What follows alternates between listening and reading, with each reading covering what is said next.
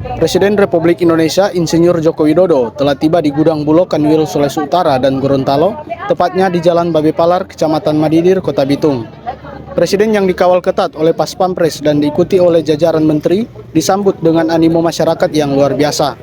Perlu diketahui, kunjungannya ke gudang Bulog Sulutgo adalah untuk meninjau persediaan beras yang akan dipandu oleh Direktur Utama Perusahaan Umum Badan Urusan Logistik, Bayu Krisnamurti.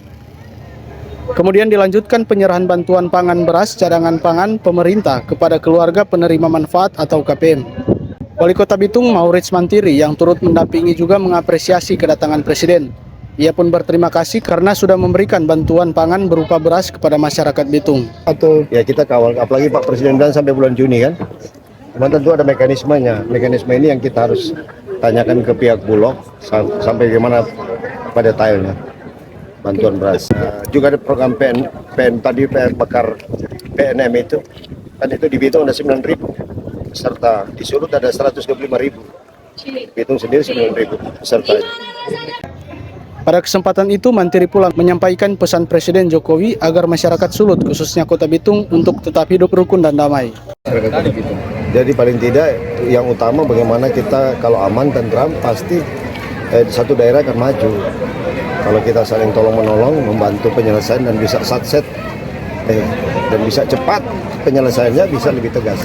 Seperti waktu kasus 25 November, Pak Gubernur dan Forkopimda Provinsi langsung turun.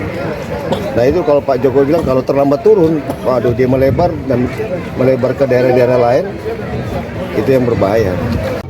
Pada saat penyerahan bantuan, Presiden Republik Indonesia didampingi oleh Menteri Pekerjaan Umum dan Perumahan Rakyat, Menteri Badan Usaha Milik Negara, Kepala Badan Pangan Nasional, Direktur Utama Perusahaan Umum Badan Urusan Logistik, Gubernur Sulawesi Utara, dan Wali Kota Bitung. Kunjungannya di gudang Bulog Kanwil Sulutgo ini merupakan agenda terakhir dari Presiden di Sulut kali ini, dan selanjutnya ia akan menuju Bandar Udara Samratulangi dan akan lepas landas di Pangkalan TNI AU Halim Perdana Kusuma. Dari Manado, Sulawesi Utara, Anugrah Pandey, Pro 3 RRI terus mengudara untuk Indonesia.